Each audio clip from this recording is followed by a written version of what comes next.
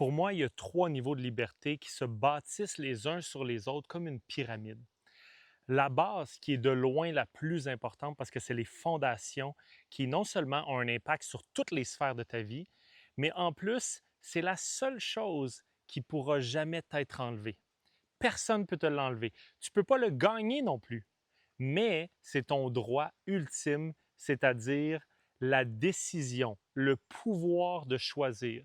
C'est-à-dire cette décision-là que tu peux prendre que, you know what? C'est moi le boss ici. C'est moi le boss de ma propre vie. C'est moi le créateur, l'architecte, le designer. C'est vrai que je ne peux pas choisir tout ce qui va m'arriver, mais je peux choisir qu'est-ce que je vais faire à propos de ce qui va m'arriver. C'est-à-dire ce sur quoi je vais focuser mon attention, le sens que je vais y donner, puis les actions que je vais faire face à cette situation-là. Et ça, c'est l'ultime pouvoir. Pourquoi? Parce que non seulement c'est ça qui va avoir le plus gros impact, comme 99% de ce que tu vas ressentir à l'intérieur, donc soit le paradis que tu crées à l'intérieur ou l'enfer que tu crées à l'intérieur est surtout défini par cette décision-là, mais c'est aussi ça qui va te donner la force et l'énergie d'agir et donc de soit rester pris dans la situation dans laquelle tu ne veux pas être ou de te propulser à l'extérieur de cette situation-là le plus tôt possible. Et donc, cette première-là, cette fondation-là, pour moi, c'est la liberté de choisir. Cette décision-là qu'on prend à chaque instant. C'est absolument magnifique, extrêmement puissant. La deuxième, c'est de trouver son œuvre. Parce qu'une des choses que la plupart des gens se sentent obligés de faire, c'est d'aller travailler pour faire de l'argent, blablabla, ça ne me tente pas, blablabla. Et donc, si vous pouvez trouver votre œuvre, c'est-à-dire, c'est quoi la chose que tu ferais s'il n'y en avait pas d'argent? Bien, y a-t-il manière de transformer cette chose-là que tu ferais s'il n'y avait pas d'argent en quelque chose qui crée de l'abondance?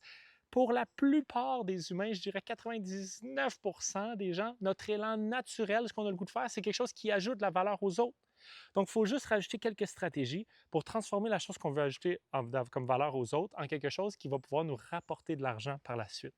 Et c'est comme ça qu'on va pouvoir créer de l'abondance, qui est la troisième étape. L'abondance qui peut éventuellement nous amener jusqu'à la liberté financière.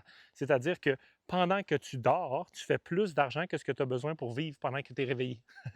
Donc ça, c'est la liberté financière qui vient se rajouter. C'est comme la cerise sur le sundae, c'est le top du top. C'est que là, tu as choisi ta vie, tu es le créateur de ta vie, tu fais ce que tu veux comme tu veux. Mais en plus, tu œuvres. Tu œuvres, c'est-à-dire que tu as réussi à transformer ce que tu adores faire, puis tu sais, adore, ça ne veut pas dire du tout que c'est toujours facile, mais ça veut dire que ça fait du sens pour toi, puis que ça te propulse en avant, puis tu es fier de ce que tu accomplis. C'est du bon travail. Dans ta perspective, pas aux yeux des autres, bien, les yeux des autres aussi sûrement, mais dans ta perspective, c'est du bon travail.